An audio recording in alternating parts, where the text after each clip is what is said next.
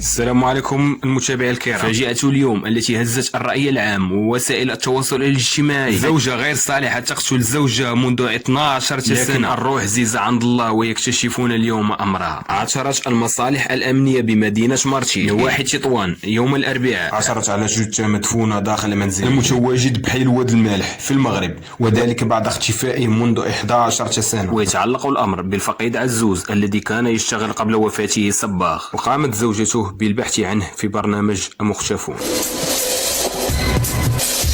أنا نقول إدارة ديا كنفتش على راجلي اللي اختفى في شهر 3 في 2012. جا موراه شي واحد ومشى معاه من تما رجع. الله يرحم الوالدين اللي شافوا ولا جاب عليه خبر في شي بلاصة يعني التلفزيون ولا الرقم اللي على الشاشة. ولا كنت كتشوفني راه ولادك توحشوك والوالدين ديالك وحنا كلشي. أنا الراجل ديالي هادي 33 عام باش تزوجنا أنا وياه، وعندنا 3 الوليدات.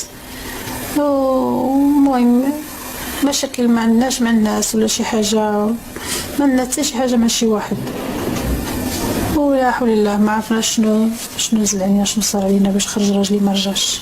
داك النهار فاش جا مورا واحد السيد بالطوموبيل وصونا جاونا، قال لي كاين راجل ديالك، قلت له كاين، قال لي كلموه كلمتولو وهبط عنده. منين هبط عنده ركب معاه في الطوموبيل مشى ما ولاش رجع.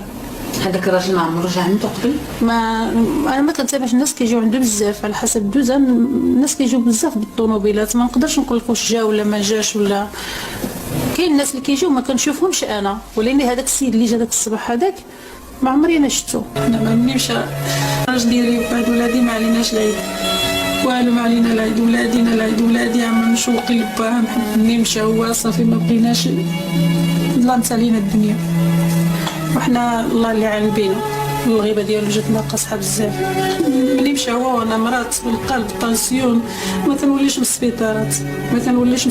السبيطارات وهذه كثر هادكا في القرايه ديالها والو ما كتقراش، والمدرسه كتمشي ليها بالدراع، وكتقول لك خصها باها توحشاتو بزاف.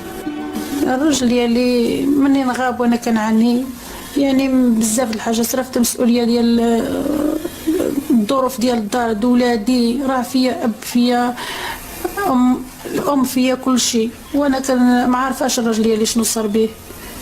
كنترجع لله، الا كان كيشوف ولا شي حاجه ولادو توحشوه، احنا توحشناه وخلى بلاصتو كبيره بزاف، ما قادرينش نزيدو نصبروا عليه، راه متوحشنا بزاف وتوحشوا ولادو والعائله ديالو، وكاملين ما علينا لا عيد ولا مواسم ولا حتى شي حاجه، حنا ظروفنا كنقاسيوها، كنعاني من الجهه ديالو اللي ما كاينش، خلى علينا الدنيا خاويه. فمع ذلك فراه هي اللي قتلت. الافعى النكراء تقتل الميت وتمشي في كناسو، قاتل الزوج ديالو كتضرب واحد البروده والثقه في النفس والتبوحير، وفي الواقع فراه هي اللي قتلته، وما عرفاتش بانه الروح عزيزه عند الله، وغتكتشف هذه الجريمه اللي دارت اللي كانت من ابشع الجرائم. وذكرت المصادر ذاتها أن الزوجة هي التي دلت الشرطة عن مكان الجثة التي وجدوها داخل بئر في بيتها. استنفرت الواقعة السلطة المحلية والمصالح الأمنية، حيث حضروا عين المكان الشرطة العلمية، وتم انتشال رفات الرجل ونقله إلى مستودع الأموات بمستشفى سنية الرمل لأجل إخضاعه للتشريح الطبي بأوامر من النيابة العامة المختصة لمعرفة